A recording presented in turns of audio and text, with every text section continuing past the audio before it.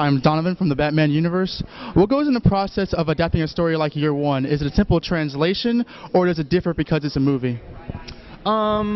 It's always there's always difficulties in adapting comics into films because they're just completely different mediums. I mean, fortunately, the source material in this case was very, very cinematic, anyways, and I've been a fan of this comic for 30 years or whatever it is since it's been out, since it was first published. So I just wanted to stay true to the nature of the comic as closely as I could every step of the way.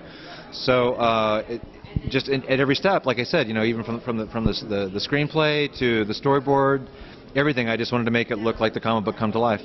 So.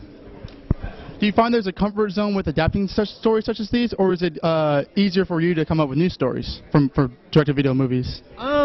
It's kind of half and half. I mean, on one hand, like I said, fortunately the source material in this case, what Mazzucchelli had done with the comic is, almost every shot is perfect for cinema.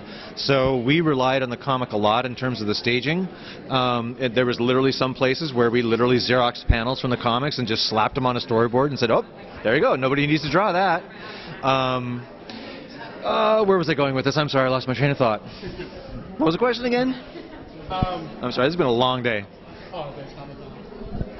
Do you find it more beneficial to adapt the stories? So anyway, yeah. So my original point is on one hand, it's when you have really great source material, it does make it easier. You don't have to figure out the story beats. You don't have to figure out what the staging looks like. You don't have to figure out what the characters look like. They're there.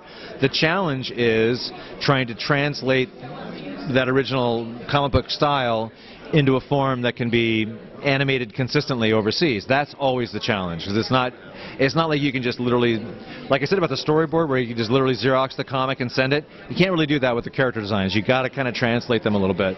So inevitably something always gets lost in the translation a little bit. It doesn't literally look like a Mazzucchelli comic come to life, but it's as close as we can make it. Now you've been executive producer over several shows, Superman, Batman Beyond, and now you've been executive producer over many of these direct-to-video movies. What do you find is easier and more beneficial to the storytelling process? Is it because it's PG-13 and longer, or do you like doing long season shows better?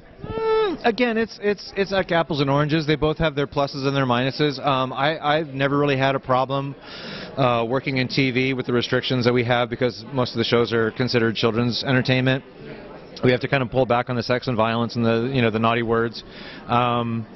So when we do the animated films, it's just a matter of, okay, we can say damn instead of darn. It's not that big a deal. We can show a little bit more blood, imply a little bit more sexuality. But the shows have always been a little bit kind of adult. There's adult themes in the series anyways. But at the same time, we're very much cognizant of the fact that children are going to be watching the show, so you don't want to put anything in there that's going to, be upsetting to them, or more importantly, upsetting to their parents. So it's just apples and oranges. Thank you very much. You bet. Thank you.